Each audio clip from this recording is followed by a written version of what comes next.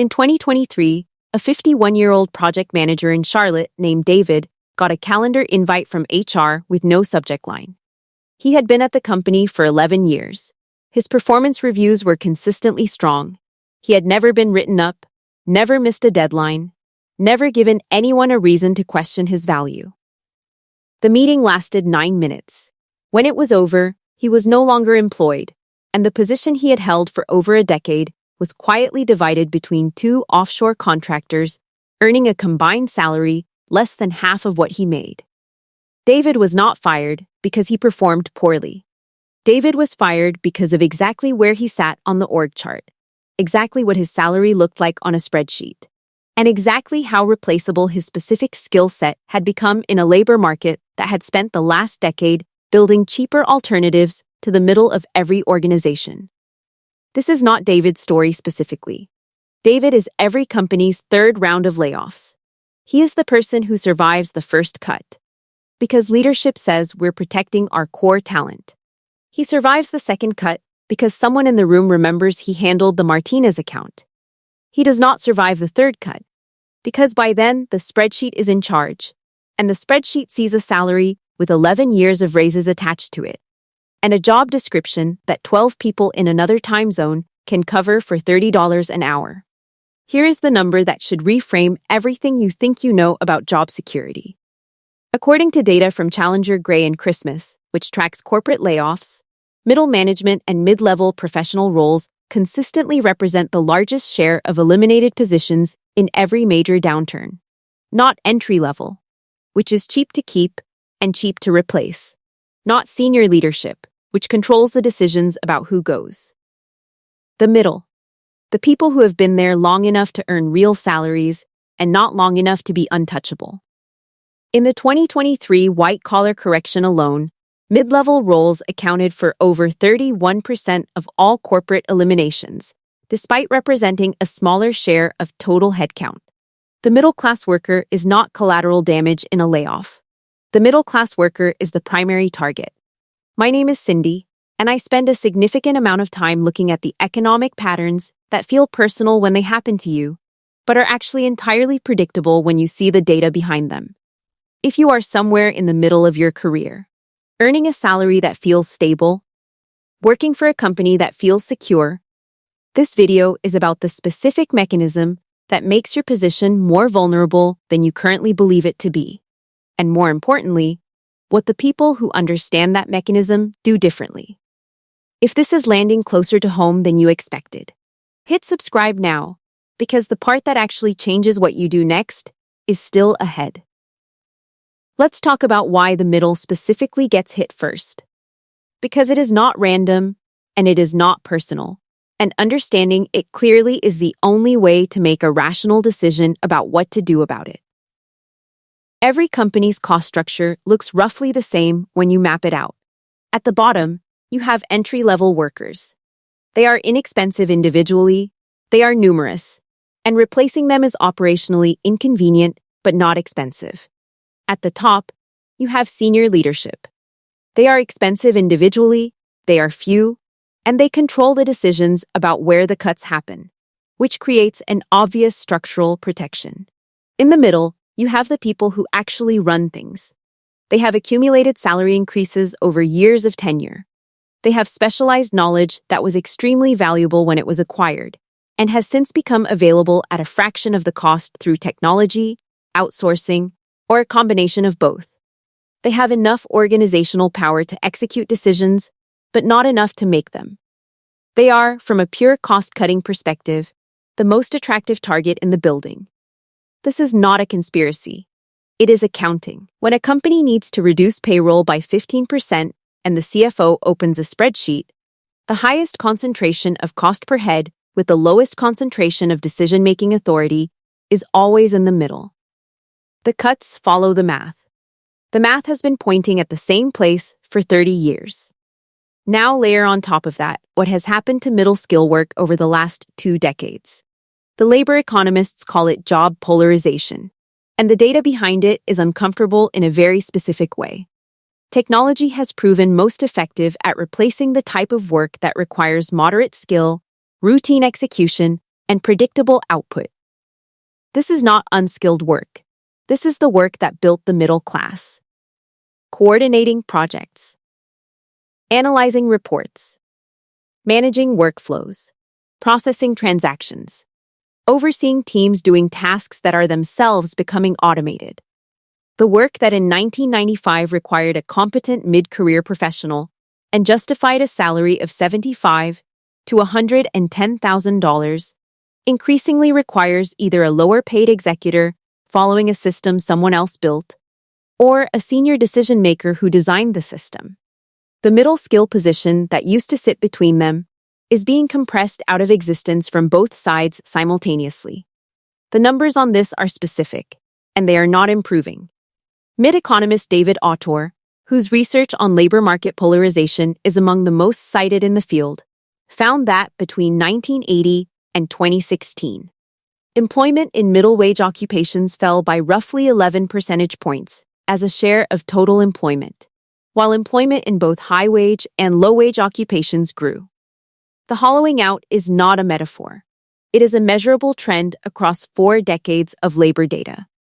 And the acceleration that happened between 2020 and 2024, driven by automation tools and AI-assisted workflows becoming genuinely usable for the first time, has pushed that trend faster than any previous technology cycle managed to. The Bureau of Labor Statistics has tracked this pattern across multiple economic cycles. In every recession since 1990, middle-skill jobs have been lost at a higher rate than either low-skill or high-skill jobs. And in every recovery, they have come back at a lower rate. The pattern is not cyclical. It is structural. The middle is not losing jobs temporarily. It is losing the type of work that justified those jobs in the first place. This is the environment David walked into without knowing it. He spent 11 years becoming excellent at a job that the market spent those same 11 years deciding it no longer needed at his price point. He was not standing still while the world moved. He was moving forward inside a lane that the world was quietly closing behind him. Let's talk about the second reason middle-class workers get replaced first. Because the structural argument is only half of it. The other half is psychological, and it operates at the level of individual human decisions made by managers who have their own spreadsheets to protect. When a company is cutting costs, the people making the cuts are themselves at risk.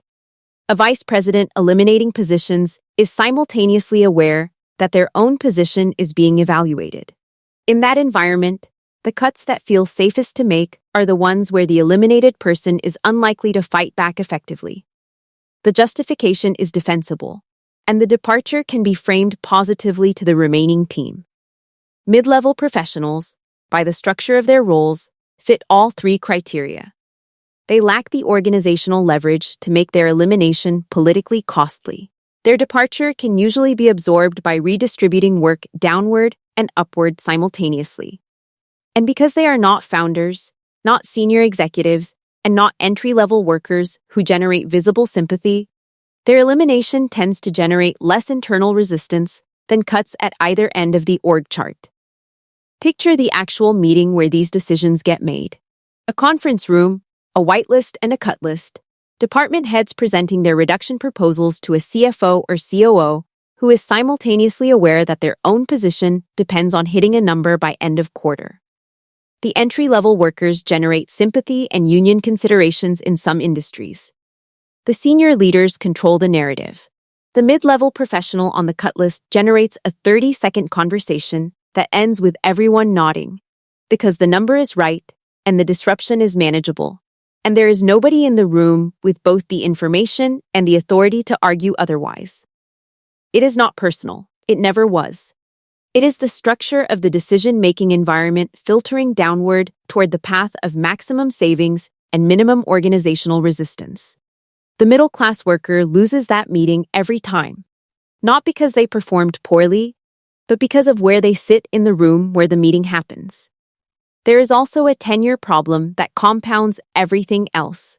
A mid-level professional who has been at a company for 8 to 12 years has in almost every case received annual raises that have pushed their salary well above what the market would pay to hire someone new for the same role. This is how loyalty gets weaponized against you. Every year you stayed and performed and received a merit increase made you slightly more expensive relative to a new hire doing equivalent work. By year 10, you may be earning 20 to 30% above market rate for your specific role, which means you are, from a cost perspective, the most expensive version of a replaceable function in the building. Your experience and institutional knowledge have real value, but that value is almost never priced into a layoff spreadsheet. A LinkedIn workforce report analysis found that employees with 10 or more years of tenure at a single company are laid off at significantly higher rates during downturns than employees with 2 to 5 years of tenure, despite having stronger performance records on average. The reason is exactly what you would expect once you know what to look for. The 10-year employee costs more. The 5-year employee costs less and brings recent external market experience that the long-tenured employee, embedded in one company's systems and culture for a decade, often lacks. Loyalty built on a foundation of never leaving is, statistically, a financial liability that reveals itself the moment a budget needs cutting. Here is what the data says about what actually happens after a layoff for mid-level professionals specifically, because this is where the stakes of the pattern become concrete. A study published in the American Economic Journal tracking workers displaced from middle-income jobs found that 5 years after a layoff, the average displaced mid-level worker was earning approximately 18% less than they were before, not temporarily.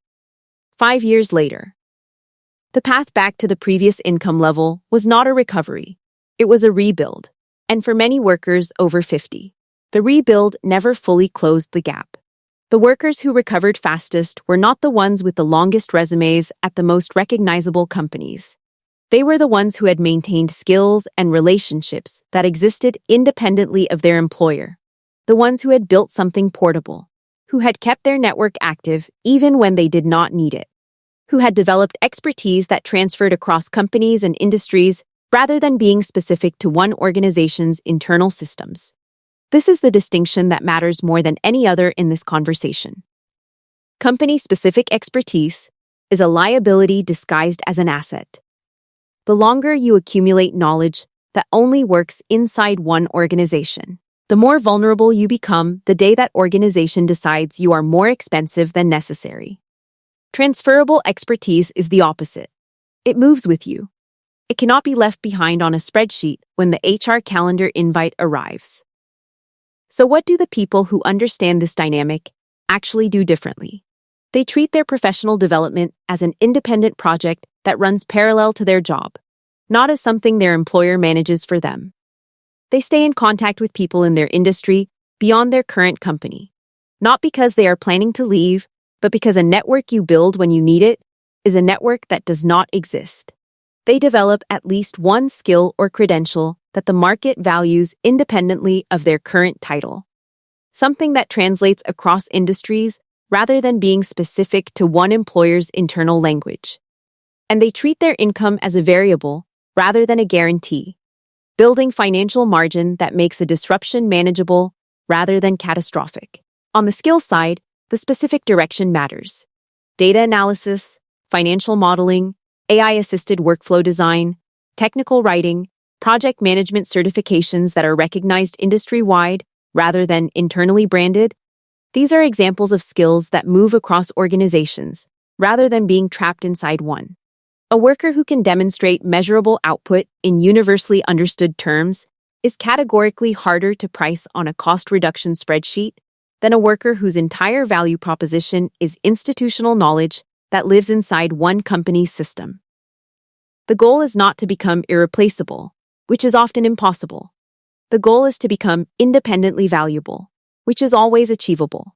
On the financial side, the workers who weather a layoff without it becoming a crisis are almost never the ones with the highest salaries. They are the ones with the lowest fixed expenses relative to their income. A middle-class worker earning $90,000 with $60,000 in annual expenses has 6 months of runway before the situation becomes desperate. The same worker with $85,000 in annual expenses has almost none. The financial cushion is not a bonus for doing well. It is the mechanism that makes every other protective strategy actually work. Without it, career decisions get made under pressure instead of under strategy. And pressure almost always produces worse outcomes than strategy does. Here's the thing about the middle that does not show up in the layoff statistics. The workers who get hit hardest are not always the ones who were performing the worst. In many cases, they are the ones who were performing exactly well enough to be trusted with significant responsibility, while never building anything that made them specifically indispensable. They were good at the job. The job stopped being worth what they were being paid to do it. Those are two separate things, and the distinction between them is the most important professional realization most middle-class workers never have, until it is demonstrated to them from a conference room with an HR representative and a severance agreement. The middle-class worker gets replaced first, because they sit at the exact intersection of maximum cost and minimum organizational protection. Understanding that intersection does not mean accepting it. It means building your career in a way that moves you away from it before someone else's spreadsheet makes the decision for you. David found another job 7 months later. He took a 15% pay cut to get it. He also spent those 7 months learning 2 things he should have learned 3 years earlier: how to make himself harder to replace and how to afford the gap if it happened again.